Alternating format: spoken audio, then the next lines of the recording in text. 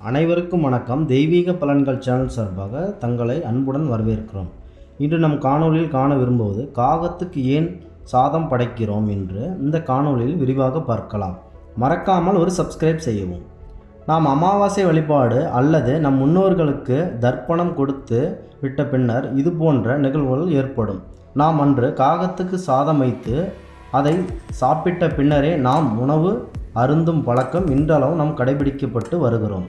அப்படி காகம் சாப்பிட்ட பின்னால் நாம் சாப்பிடுவதால் என்ன நடக்கிறது, காகத்திற்கும் இந்த வழிபாட்டிற்கும் என்ன தொடர்பு உண்டு என்பதை பார்க்கலாம். ஒவ்வொரு இறைவனுக்குமே ஒரு வாகனம் உண்டு. அதுபோல காகமானது சனீஸ்வர பகவானின் வாகனம் ஆகும். இதன் மீது தான் சனீஸ்வரன் பயணங்களை மேற்கொள்கிறார் என்பது மக்களின் பெரும் நம்பிக்கை. அதுபோல அந்த காகமானது யமலோகத்தின் வாசலில் இருக்கும் என்று, இது யமதர்மனின் முக்கிய தூதுவனாகவும் செயல்படுகிறது என்றுமே கூறப்படுகிறது. இவ்வாறு ஒரு முக்கியத்துவம் வாய்ந்த ஒரு உயிராக காகம் விளங்குகிறது.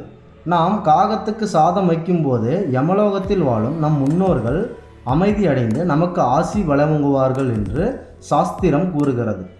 அதுபோல நாம் சாதம் வைக்கும்போது காகம் அமைதியாக அதை சாப்பிட்ட பின்பு அந்த இடத்திலிருந்து சென்று விட்டால் நம் முன்னோர்கள் நம் மன நிம்மதி அடைந்து நமக்கு ஆசி என்னுடைய வழங்கிவிட்டார்கள். ஒருவேளை காகம் அதை சாப்பிடாமல் இருந்தால் நம் முன்னோர்களுக்கு ஏதோ ஒரு மனக்குறை இருப்பதாகவே இதன் பொருளாக இன்றளவும் கருதப்பட்டு வருகிறது. எனவே இது இறைவன் சனீஸ்வரன் முக்கியமான வாகனமாக உள்ளதால் இதனை பொதுமக்கள் எந்த நிலையிலும் துன்புறுத்தக்கூடாது. இந்த காகமானது நமக்கு நம் முன்னோர்களுக்கும் ஒரு பெரிய தொடர்பாக உள்ளது. பிதுர் தர்ப்பணத்திற்குரிய கயவில் உள்ள பாறைக்கு காக சிலை என்று பெயர்.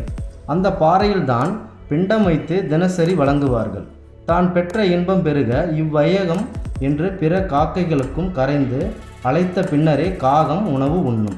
இதன் பொருள் நமக்கு ஒரு உணவானது கிடைக்கும்போது அந்த உணவு நமக்கு மட்டும் சொந்தமில்லை, நம்மை சுற்றியுள்ள நம் சொந்தங்களுக்கும் அந்த உணவினை சேர்த்து நாம் அனைவரும் ஒன்றாக உணவு உண்ண வேண்டும் என்பதை இதன் பொருள்.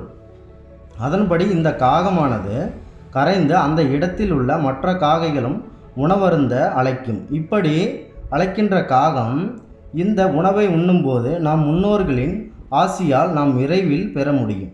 எனவே உங்கள் முன்னோர்களை வழிபட நினைக்கும் ஒவ்வொரு குடும்பத்தினரும் காகத்திற்கான சாதத்தை வைக்கும் பொழுது அதனை உன்னிப்பாக கவனியுங்கள். காகம் முழுவதும் உணவருந்துகிறதா என்று அதற்கு பிறகு நீங்கள் உங்களின் உணவுகளை அருந்த வேண்டும்.